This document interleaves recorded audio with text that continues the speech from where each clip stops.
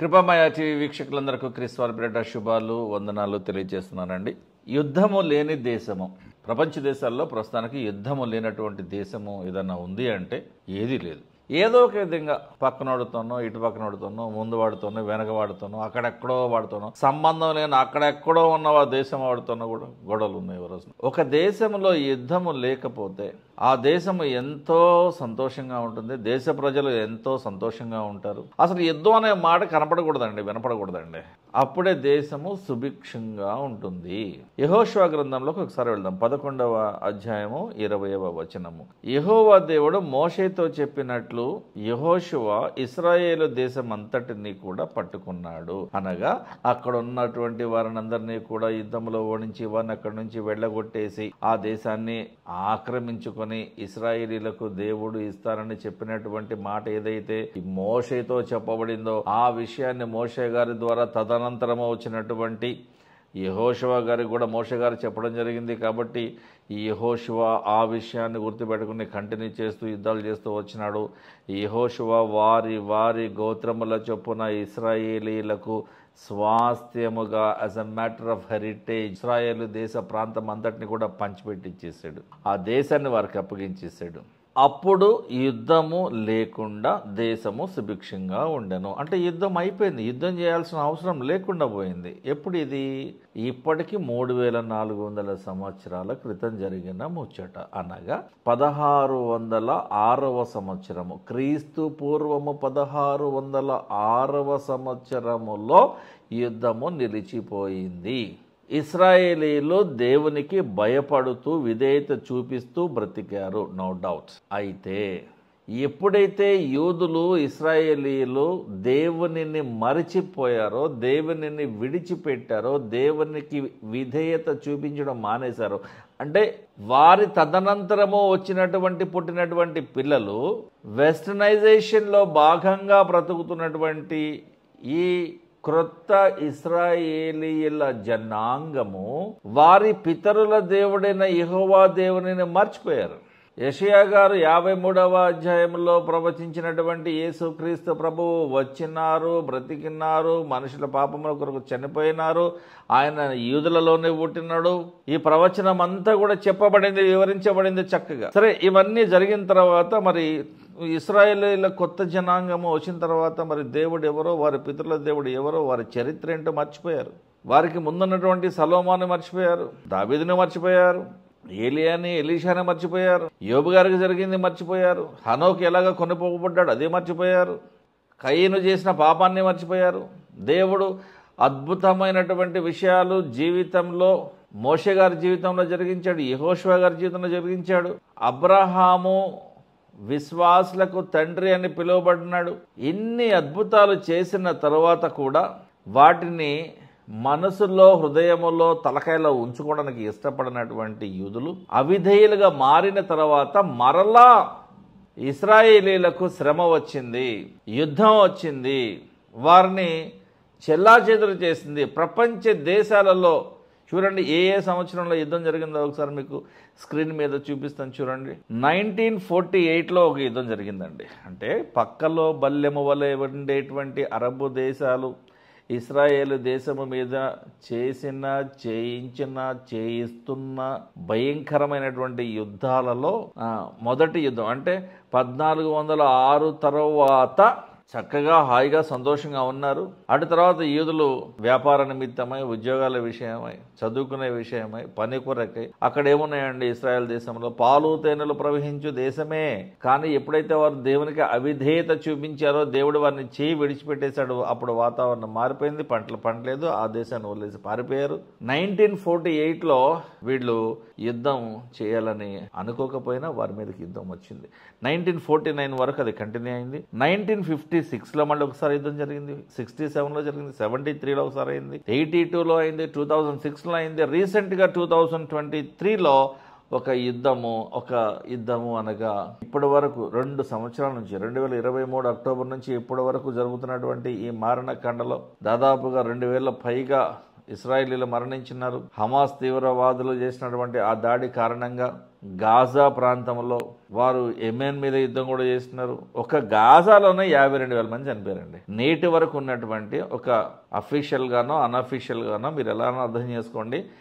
Google వాడు చెప్తున్నది ఏంటంటే రమారమి సుమారుగా 52,000 మంది గాజా స్ట్రిప్లో చనిపోయారు. ఇరాన్ దేశంతో యుద్ధం జరిగింది, యెమెన్ దేశంతో యుద్ధం చేశారు, లెబనాన్తో యుద్ధం చేశారు, సిరియా మీద యుద్ధం చేశారు, ఆఫ్ఘనిస్తాన్ మీద యుద్ధం చేశారు.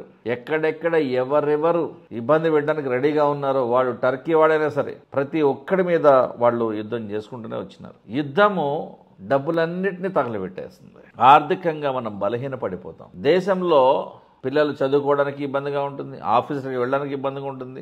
ఎప్పుడు ఎవడొచ్చి దాడి చేస్తాడో తెలియదు. మీ దగ్గర ఎంత ఐరన్ డోములు ఉన్నా సరే దేవుని రెక్కల క్రింద మనం ఉండగలిగితే అంతకు మించిన గొప్ప ఐరన్ డోము ఇంకొకటే ఉండదు, మరొకటి ఉండదు. ఆయన తన రెక్కల కింద కాపాడుకోవడానికి ఇష్టపడుతున్నాడు. కోడి తన పిల్లలను రెక్కల కింద కాపాడుకుంటున్నట్టుగా ఎన్నోసార్లు నా చేతులు చాచి మిమ్మల్ని ప్రేమించడానికి, మిమ్మల్ని రక్షించడానికి నేను దినమెల్లా చేతులు చాచి ఉంచాను, అయినా కూడా మీరు నా దగ్గరికి రాలేదు అని దేవుడు అంటున్నాడు. మెడ వంచ నొల్లని ప్రజలు కదా.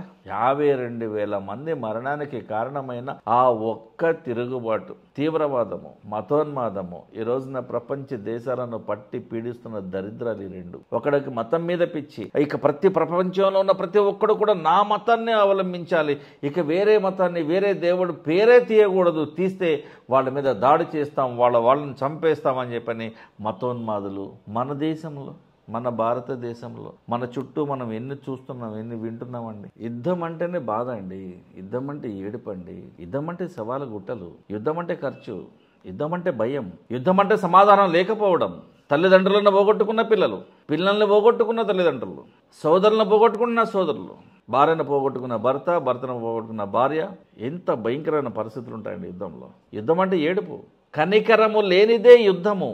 నిర్గమకాండము 32:9 మనకి ఒక సందర్భం. యెహోవా దేవుడు మోషే గారితో ఒకప్పుడు మాట్లాడుతూ ఇలా అన్నాడు, నేను ఈ ప్రజలను చూశాను అబ్బాయి మోషే, వీళ్ళందరినీ బాగా గమనించి పరిశీలించి తెలుసుకొని ఉన్నాను, నాకు వీళ్ళ సంగతి బాగా తెలుసు. ఇదిగో వారు లోబడనొల్లని ప్రజలు, అవిధేయత లేదా disobedience is actually making them at war, nothing else. దేవుని ఎడల భయము లేకుండా బ్రతుకుతున్నటువంటి ఈ యూదుల మీదకు యుద్ధము రావలసిందేనా అంటే వాస్తవానికి యుద్ధాన్ని తెచ్చుకున్నది వాళ్లే. నేటికి యెరూషలేము యాత్ర అని ఎంతో మంది క్రైస్తవులు పరిశుద్ధ ప్రాంతమని, పరిశుద్ధ ప్రదేశమని, పరిశుద్ధ దేశమని, యేసు ప్రభు వారు నడిచినటువంటి ఆ మార్గంలో నడవాలని, ఆయన సమాధిని, ఖాళీ సమాధిని దర్శించి రావాలని, యేసుక్రీస్తు ప్రభు అనగా దేవుడే నరావతారిగా వచ్చి భూమి మీద కాలు పెట్టిన పవిత్రమైన ప్రదేశం అని ఆ దేశానికి లక్షల రూపాయలు ఖర్చు పెట్టుకుని రిస్క్ తీసుకుని వెళ్తుంటే ఈ యాత్రికుల మీద, ఈ క్రైస్తవుల మీద వాళ్ళు ఉమ్ము వేయడము, రాళ్ళు విసరడము, షేమ్ ఆన్ యు అని అనడము. యేసుక్రీస్తు అన్నవాడు ఒక మనిషి, జస్ట్ వాడు తప్పు చేశాడు, వాడు చచ్చాడు అంతే. ఇప్పటికీ కూడా యూదులు యేసుక్రీస్తును గౌరవించక, యేసుక్రీస్తును యాక్సెప్ట్ చేయక వాడు వీడు అనేటువంటి భావజాలంతో మాట్లాడడం అనేది ఎంతవరకు కరెక్టు? ప్రపంచ దేశాలలో ఉంటున్న 800 కోట్ల మందిలో 365 కోట్ల మంది క్రైస్తవుల మనోభావాలను దెబ్బతీస్తున్నది ఈ 1 కోటి మంది యూదులు కారంటారా? రీసెంట్ గా చదివాను, లేటెస్ట్ సెన్సస్ ఆఫ్ ఇజ్రాయెల్ ఏంటంటే 1 కోటికి చేరుకున్న ఇస్రాయేలీల జనాభా, యూదుల జనాభా. ఇందులో మహా అయితే ఒక 85-86 లక్షల మంది యూదులు ఉంటారండి. మిగతా 14-15 వేల మంది అందరూ కూడా ఇష్మాయేలీల వంశం వారే ఉంటారు, ముస్లింసే ఉంటారు. ఎవరికి పని లేదు, పాట లేదు ఎవరికి. అలాంటి అదలు తయారయ్యారు. ఇప్పుడు వీళ్ళ గోల్ ఏంటంటే ఈ రోజున అల్లా దేవుడని నమ్ముతున్నటువంటి ఈ సాయిబులు, ఈ ముస్లింస్ ఇస్మాయేలు సంతానమా కాదా? ఇష్మాయేలు నుంచి వచ్చిన వారు వీరేనా, మరొకరు ఉన్నారా అంటే లేదంట. ఇష్మాయేలు కంటే ముందు ఇంకో కొంతమంది పుట్టారంట, వాళ్లలో నుంచి ఇస్లాం అనేటువంటిది వచ్చిందంట. ఎంత తప్పుడు మాటలు మాట్లాడుతున్నారండి. ఏం చరిత్ర తెలుసని మాట్లాడుతున్నారు వీళ్ళందరూ. నీకు చరిత్ర తెలియదు, బైబిల్ తెలియదు, న్యూస్ పేపర్ చదవు, కరెంట్ అఫైర్స్ తెలియదు, కామన్ సెన్స్ లేదు, దేవుణ్ణి అడగవు, కనీసం ఇంకొక సీనియర్ని అడిగి తెలుసుకుని చావవు. నోటికి ఏది వస్తే అది మాట్లాడుకోవాలి, గొడవైన తర్వాత సారీలు చెప్పుకోవాలి, సారీలు చెప్పడం మళ్ళీ వీడియోలు తీసుకోవాలి. ఎంత ఖాళీగా ఉన్నారా బాబు మీరందరూ? సిగ్గు లేదు మనకు. యేసు ప్రభువు దేవుని యొక్క ఏకైక కుమారుడు, అద్వితీయ కుమారుడు అని యూదులు నమ్మనంత వరకు వారి మీదకి యుద్ధము వస్తూనే ఉంటుంది. పక్కలో బల్లెం వలె బోళ్ళని దేశాలు ఉన్నాయి అక్కడ. యేసు ప్రభువు నామములో ప్రార్థన చేయడం మొదలు పెట్టనంత వరకు యూదుల మీదకు యుద్ధం వస్తూనే ఉంటుంది. మోషే గారి కంటే ముందు అబ్రహాం గారు, మోషే తర్వాత యెహోషువ గారు, వారు పాపము జోలికి వెళ్లకుండా పరిశుద్ధతలో నిలిచి ఉండి దేవునికి బలులు అర్పిస్తూ కృతజ్ఞతాస్తుతులు చెల్లిస్తూ వారి చుట్టూ ఉన్న జనాంగమును కూడా అప్రమత్తం చేస్తూ పాపమునకు దూరంగా ఉంచుతూ అందరూ కూడా దేవునికి లోబడి ఉండే విధంగా, విధేయత చూపించే వారిగా ఉండే విధంగా అన్ని జాగ్రత్తలు తీసుకున్నారు. కాబట్టి యుద్ధములో వాళ్లే గెలిచారు. యుద్ధం ఒక రోజుగా ఆగిపోయింది. కానీ ఇప్పుడున్న పరిస్థితులు ఏంటంటే విధేయత గాల్లో కలిసిపోయింది. ఎక్కడ చూసినా విధేయతే. ఎంత దారుణం అండి. ఇశ్రాయేలు దేశానికి వెళ్తున్న క్రైస్తవ టూరిస్టులను ఇంతలా ఒమ్మోసి అవమానించడం ఎంత తప్పండి అసలు. అది నువ్వు ఒకప్పుడు బానిసగా 400 సంవత్సరాలు ఐగుప్తులో ఉన్నావు కదా, కాబట్టి విదేశీయులను నువ్వు బాధించకూడదు. ఒక ఆజ్ఞ, 613 ఆజ్ఞలలో ఒక ఆజ్ఞ మర్చిపోతున్నారు యూదులు, మర్చిపోతున్నారు మీరు.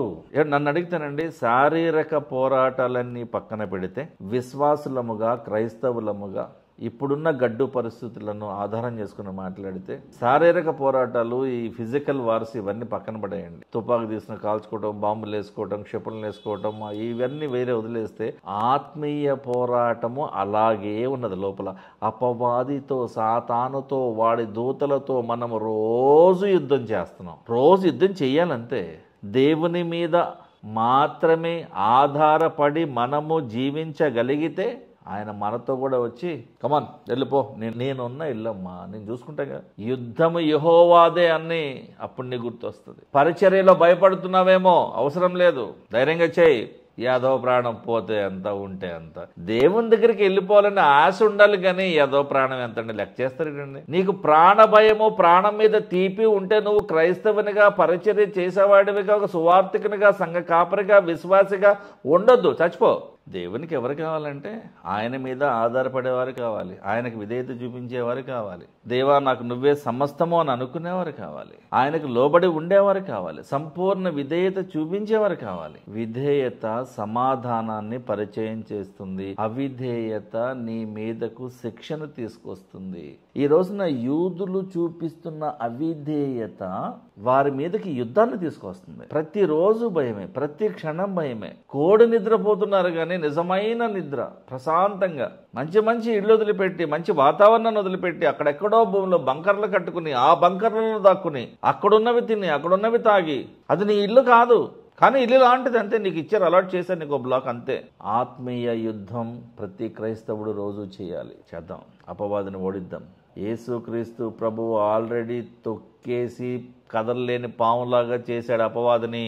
వాడి తలలో ఇంకా ప్రాణం ఉంది. ఆ ప్రాణం కూడా పోయేంత వరకు ఆ సాతాను తలను చెత్త కొట్టడానికే మనకు అవకాశం ఇచ్చాడు. సువార్త ప్రకటించు వారి పాదములు ఎంతో సుందరములైనవి. ఆ పాదములతోనే, ఆ వాక్యముతోనే మనము ఆత్మీయ యుద్ధము చేసి సాతానును, వాడి దూతల్ని ఓడించి, వాడి శవాన్ని తీసుకెళ్లి దేవుని పాదాల దగ్గర పడేసి, దేవా ఓడించిన మా విశ్వాసము, నీవు మాకిచ్చిన బహుమతే దేవా, నీవు మాకిచ్చిన ధైర్యమే దేవా, ఇదంతా కూడా సాతానును ఓడించాం దేవా.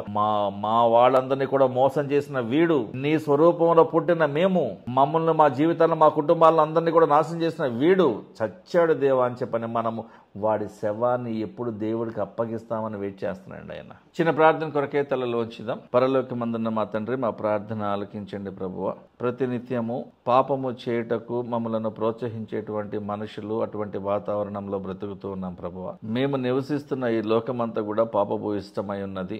మా ఆలోచనలు, మాకున్నటువంటి అభిప్రాయంలో సరైనవి కావు.